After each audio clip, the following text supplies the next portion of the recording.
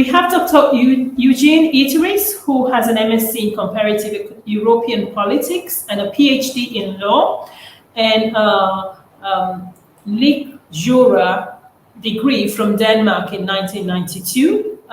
He also speaks foreign languages, for which he has an MSc degree. He has been a visiting professor in various European universities and colleges in Germany, Belgium, Denmark, Latvia, and many more.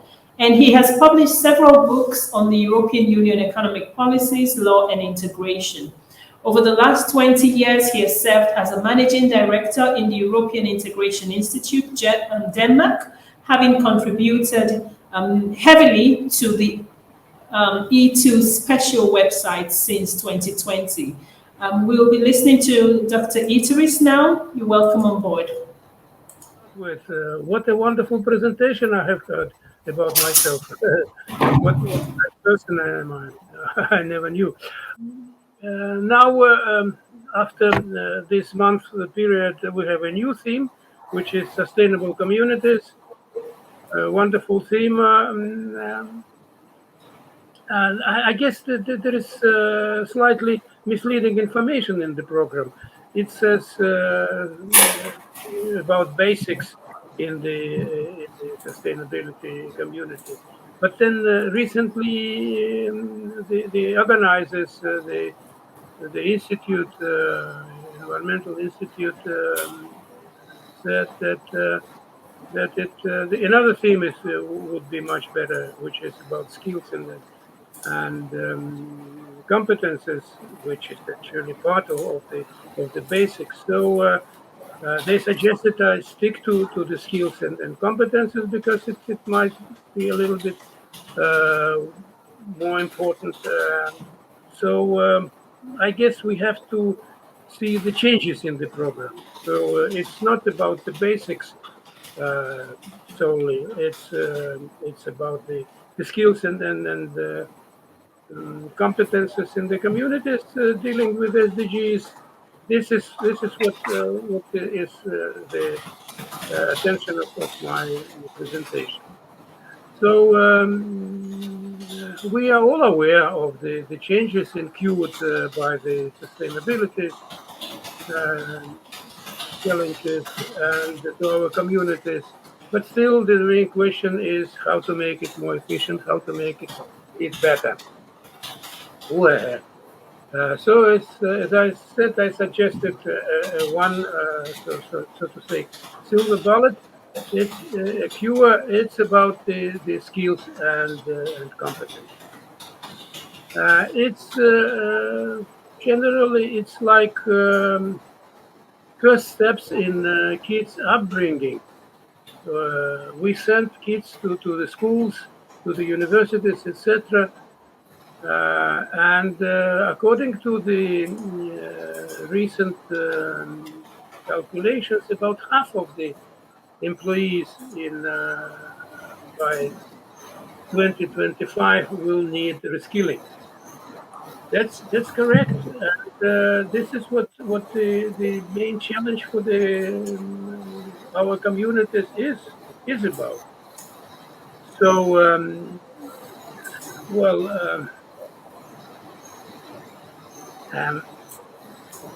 let me share with you my results of my small analysis of research of what would be the efficient way for communities.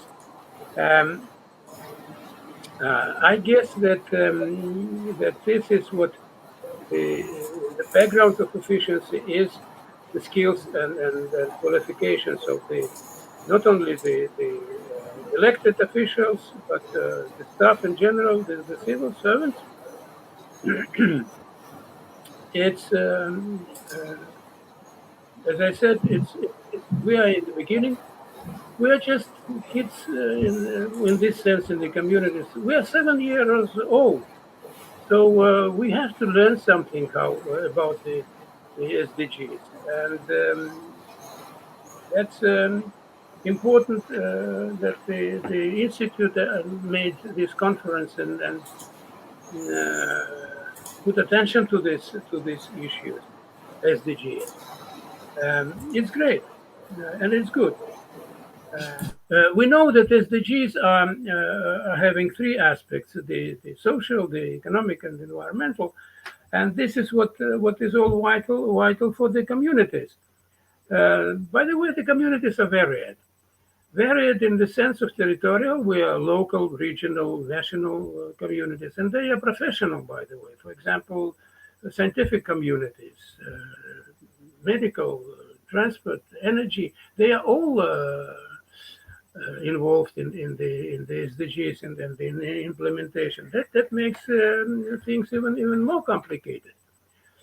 But it's still a very vital issue. We are living in these communities. Our life is there. So what could be more important? We know that SDGs were adopted globally, but they are to be implemented locally, and that's a problem actually. When the SDGs were adopted 7 years ago, they actually put this on the shoulders of the civil servants in our case, without them knowing much about SDGs. And that's actually the problem. Instead of first learning, as we said about the kids, instead of first learning some basics for dealing with sustainability, they just put on us this burden of implementing. And this is why it's so difficult. You can see in all the reports that we are too far from being from implementing SDGs in the coming 7 years. So on the halfway to the implementation to 2030, we are a bad performance, very bad. So there are two things I would like to recommend out of my small research. Is first of all reskilling or just re-educating community staff. Both, as I said, both those elected and those on the payroll and then civil servants. Some Nordic states have already management schools where they introduce the SDGs concept, how to deal with this, how to make it practically performed. So it's just it's a high time to put the staff, the civil servants, to school banks, and force them to understand the problem and how practically to deal with this. That's the outcome of this retraining or reschooling, re-educating. And second point is a unified approach. And in particularly, it's important for a global geopolitical sense, because, for example, European Union shows the example, but we are only 27 countries united. All other regions in the world are making the same integration efforts in Africa, African Union, in Latin America, in Asia, this Asia Association of countries, and etc. etc. That makes an important part of in particular in efficiency. This so-called unified approach, combining all communities levels around common approaches. It's more efficient as we live by the good examples. Well, that's recently we have had big elections in national elections in Denmark, and elected our representatives in the parliament. And in all 11 actually in the parliament parties, they are having either a small part of their programs devoted to SDGs things, or even some parties that are solely involved in green transition. And the whole European Union is actually has adopted these two lines in transitions: green, and digital. And these are two elements of SDGs. Only two elements of not all of them. So the countries, especially small countries like Denmark, for example, which is the best example of how to deal with sustainability, with the SDGs.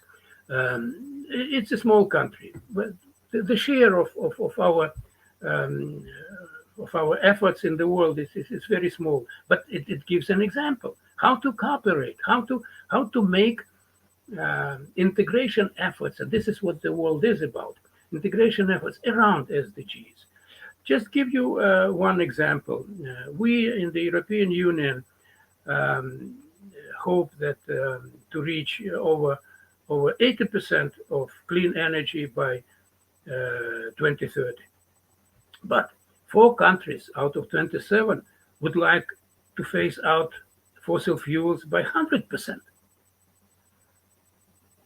by 2030. What a big step. What are these 4 countries? Portugal, it's already coal-free in 2021, last year. Holland, with offshore wind power and electricity providing by the whole electricity will be provided by 2050. It's 230 million homes will be switched to wind power electricity. Denmark is a famous example. We are becoming green very soon. No fossil fuels. No. Well, now it's a critical time, as you know, with this war in Ukraine and the energy crisis and whatever. But let's not talk about this. It will go over sooner or later. Better sooner. But still, Denmark is an example. Actually, Nordic countries are showing the world what is better, how the communities, particularly local communities, how can they live with this. And the 4th country is Austria, with solar, wind, and hydropower. Of course, the investments are important here. And for example, Austria is using about 1 billion euros to all this perspective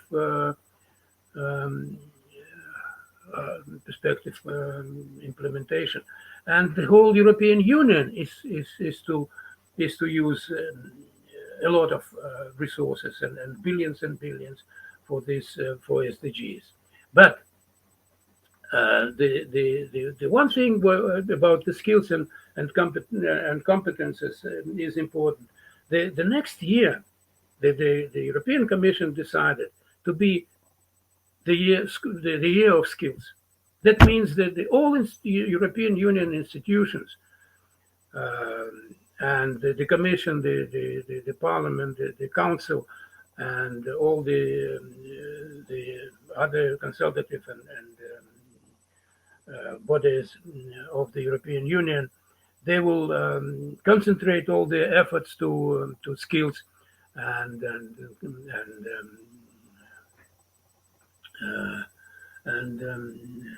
qualification. Thank you very much, Dr. Eteris. Are you rounding up? I have still 5 minutes. Okay, but anyway, the year of skills for the next year to 2023 is an example of the importance of this field, of this sphere, to reskilling, to make new workforce for the new challenge. Without this workforce, without reskilling them, we cannot go further. We cannot implement SDGs, and then we cannot make local communities efficient. And our idea is to make to get welfare in for our citizens. Well, thank you and good luck. Any questions? Thank you also, Doctor. It's been a really interesting presentation. We do not seem to have questions from the floor. I'd like to ask one about the implications of the European Integration Institute. EU Skills Agenda for 2023 on Africa. What are the implications for African countries? Amalola, this is what I think is important. African Union has to make, my opinion, my recommendation regarding the examples of European Union. Of course, there are about 50 countries in Africa, and we are only 27. That's too small. But the example, the essential in example is that it has to be a coordinated effort, united effort in preparing skills, new workforce. Without new workforce, people don't understand what is sustainability. Nowadays in Denmark, we have new sacks here. I have in the garden new sacks for biological food. We have to separate the things we use every day. The wastes are so important, and the whole the educational thing. It's not just education. Well, next speaker is about this educational technology, which is good, but it's not actually the technology at stake. At stake is educating people by the sustainability issues. When 7 years ago the world put on us these SDGs ideas, we were not prepared. We are still not prepared, and that's important. Let's make schools. I don't know how to make it. You know better how it will be done in Africa. In the European Union, it's easy.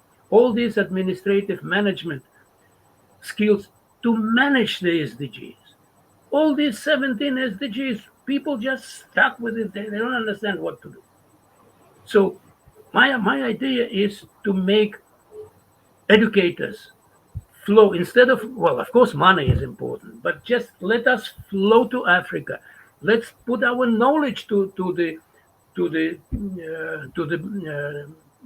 staff, to civil servants, to everybody in the local communities. Let's tell them what this is all about and how to make our life happier, how to make sustainable local communities more sustainable. That's my recommendation. Thank you very much, Dr. Eteris, and we've enjoyed your very interesting presentation.